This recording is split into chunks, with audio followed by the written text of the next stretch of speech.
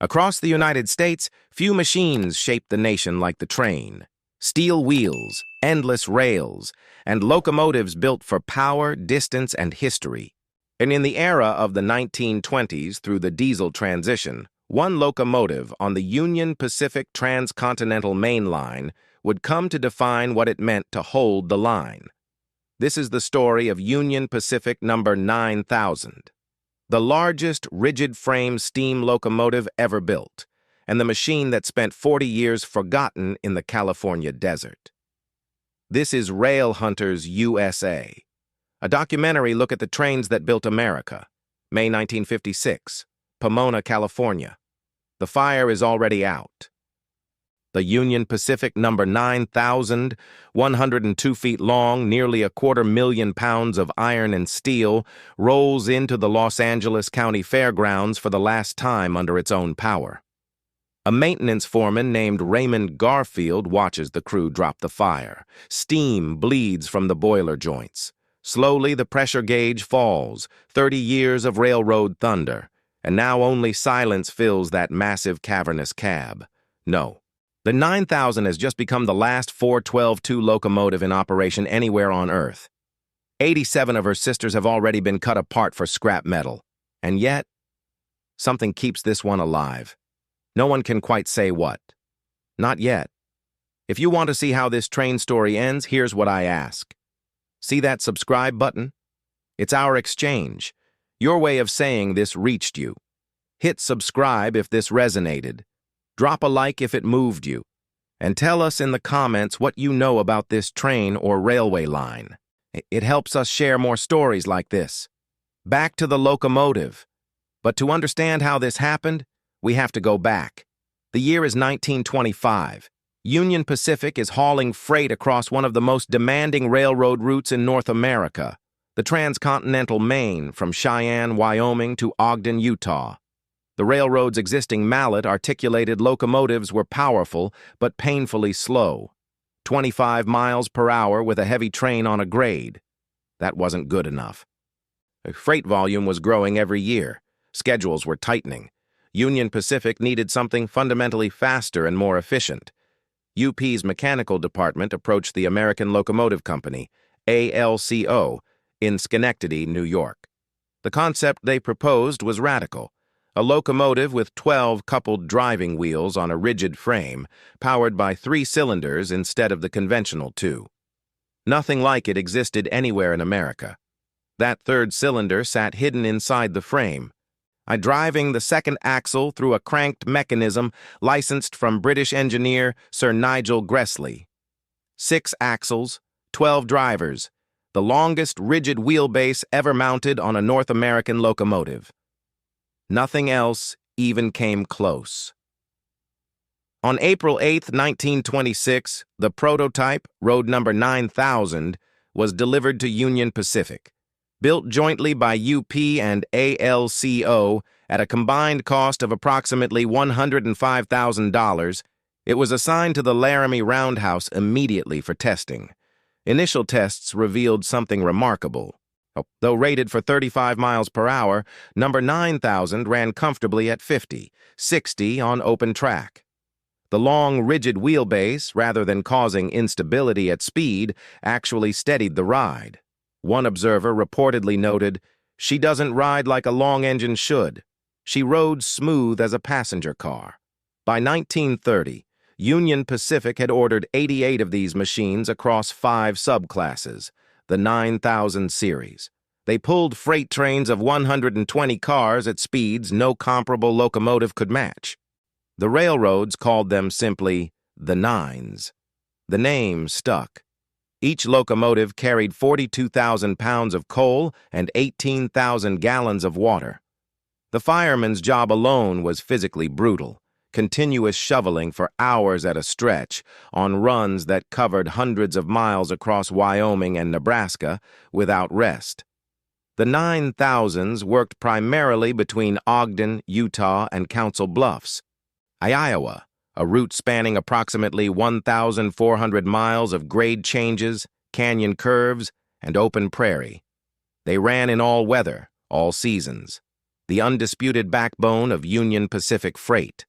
Through the Great Depression, through World War II, the nines kept running. Wartime freight demands pushed them hard. Ammunition, steel, troops, supplies. Number 9000 itself accumulated nearly 3 decades of continuous mainline service without a single long-term retirement from active duty.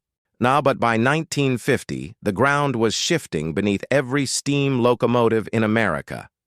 General Motors' electromotive division had been steadily delivering diesel units that required less maintenance, burned cheaper fuel, and needed no water towers spaced every 100 miles along the route. The numbers told the story coldly. A diesel unit cost less per ton-mile to operate. It didn't need a fireman. It didn't need a boiler washout every few 100 miles. It didn't crack frames in winter cold. But accountants began circling the 9000 class maintenance figures in red. Union Pacific began dieselizing its main lines in earnest in 1953. Retirement orders came quickly after that. Whole classes of steam were condemned in batches. Rail yards that had rung with boiler hammers fell quiet. The nines went first, most of them anyway. Between 1952 and 1956, 87 of the 88 9000 class machines were scrapped. Steel prices made the economics brutal. Each locomotive was hundreds of tons of recoverable metal. Within weeks of a retirement order, the cutting torches were already burning. Decades of service gone in days. October 1948 had already offered a grim warning about what these engines could do when pushed past their limits. Number 9018 suffered a catastrophic boiler explosion near Upland, Kansas, killing the engineer, the fireman, and the head brakeman. 3 men gone in an instant. The class never forgot it. That accident haunted the maintenance crews who knew these engines. The high-pressure boilers at 220 pounds per square inch with aging firebox components demanded constant vigilance. The Gresley valve gear on the inside cylinder was expensive to service correctly. Problems compounded quietly over years of hard use. By the mid-1950s, the surviving 9000s were being bumped off mainline assignments entirely. Secondary freights, light tonnage runs. The locomotives that had once hauled 120-car trains at 60 miles per hour were now being asked to move local freight at half that speed. Spring 1955, the Laramie Roundhouse is shutting down its steam facilities. And the foreman on the floor, Ed Cassidy, has been given a list. He walks it slowly. Every locomotive on that list is scheduled for reassignment or the cutting torch. No exceptions noted. Cassidy stops at one entry. Road number 9000. The prototype. He knows what that means. First of the class, last one still running. Someone up the chain has put a question mark next to it. Not a retirement order. A question mark. A pause. That engine deserves better than the torch, Cassidy told a colleague that evening. It was the kind of statement men on the floor didn't usually make out loud, but the feeling ran deep, quiet and unspoken, in the way crews still treated her. Back in the executive offices, the question mark became something more formal. The Railway and Locomotive Historical Society, Southern California chapter, had approached Union Pacific about preservation. They wanted the prototype, the original. UP considered it. Then, quietly, without ceremony, said yes. And the Southern California chapter had a site ready, the Los Angeles County Fairgrounds in Pomona. Dry climate, limited rainfall, a concrete pad. It seemed ideal for long-term outdoor preservation.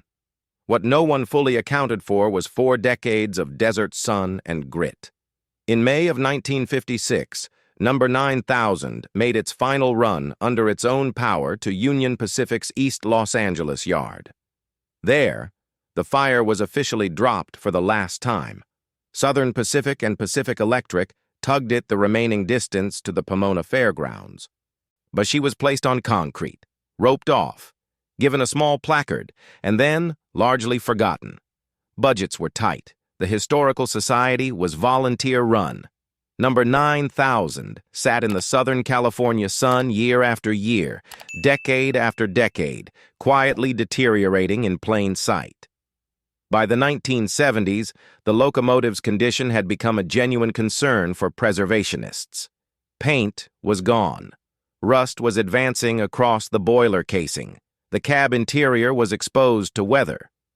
The intricate valve gear on the inside cylinder had corroded significantly over the years. Railroad historians began documenting the decay. The locomotive that had once been the pride of Union Pacific's freight fleet, 30 years of mainline service, the longest rigid-frame wheelbase ever built in North America, was becoming a ruin in plain sight.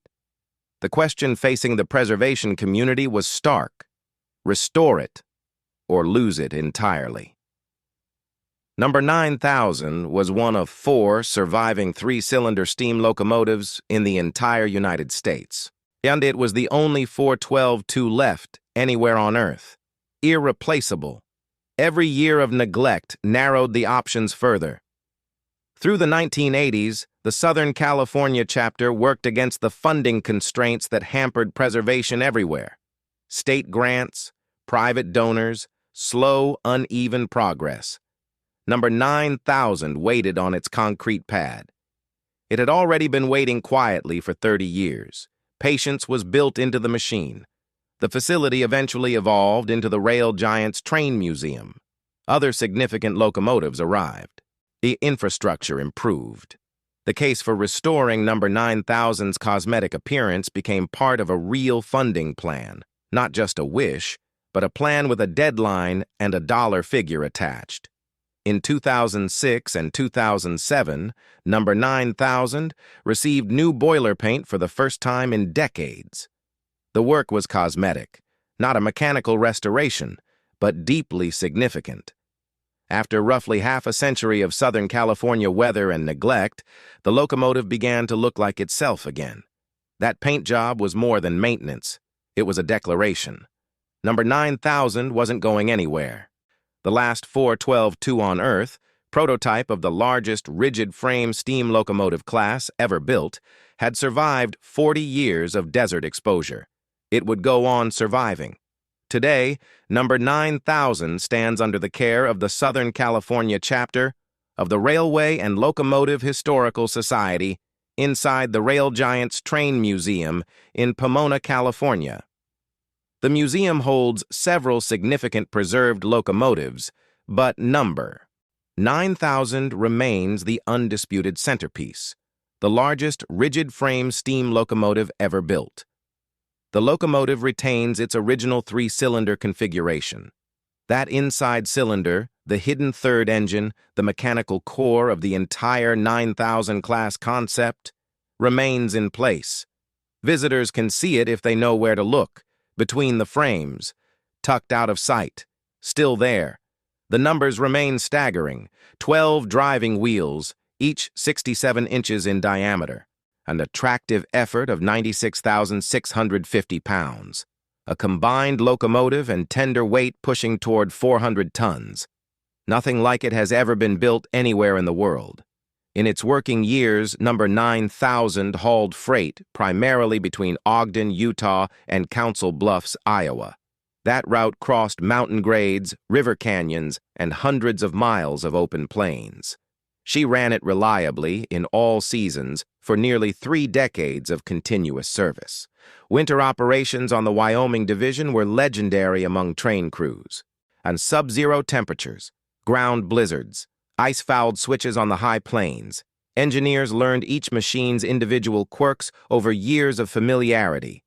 Number 9,000 had a consistent reputation for steady, balanced riding, even when conditions broke lesser engines apart. The mechanics who serviced the nines developed specialized knowledge passed down through the roundhouses. The Gresley valve gear required precise adjustment. Neglect it by a fraction, and the inside cylinder lost synchronization, sending shudder through the entire running gear. Every crew chief knew the tolerance. When diesel finally displaced the nines, it displaced an entire culture of mechanical knowledge. The men who understood Gresley lever settings or three-cylinder pressure balance retired or moved on. That expertise evaporated almost overnight as the steam era collapsed in just 3 years. Number 9,000 is the last physical record of that knowledge. Walk beneath its boiler, and you stand inside an engineering philosophy. The belief that a single rigid-frame locomotive could replace 2 conventional engines on a heavy mainline freight assignment. That philosophy actually worked, in a practical sense, and it worked for 30 years. 88 locomotives served Union Pacific without ever being replicated by another railroad anywhere in the world. No competitor ordered a 412-2. The design was too specialized, too particular to Union Pacific's routes, to export elsewhere. That uniqueness is number 9,000's most powerful legacy. It didn't spawn a generation of imitators. It was built once, in one configuration, for one railroad, and served faithfully until its era ended. It is not a symbol of what was common in American railroading. It is a record of what was genuinely singular. And Union Pacific still runs that transcontinental route today. Modern diesels cover Cheyenne to Ogden in a fraction of the time the 9s required. But the right-of-way those massive steam locomotives pioneered is still in heavy daily use, every direction, every season, every year.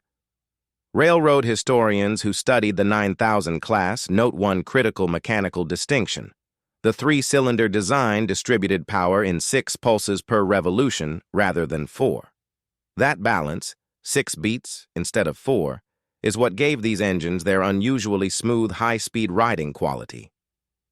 And the Rail Giants Museum occasionally charges number 9000's boiler with compressed air, approximately 150 pounds per square inch, so visitors can hear the whistle. For a moment in a dry California evening, the sound of the steam era returns. One note, one breath, then silence again. That whistle is a thread connecting 1926 to the present. ALCO engineers in Schenectady, firemen on Wyoming winter runs, a foreman named Cassidy who stopped at a question mark on a retirement list, 40 years of desert sun, and one locomotive that quietly refused to disappear. If this story moved you, please like and subscribe. Your support helps us preserve the history of these trains and the railroads that built America. Tell us in the comments where you're watching from.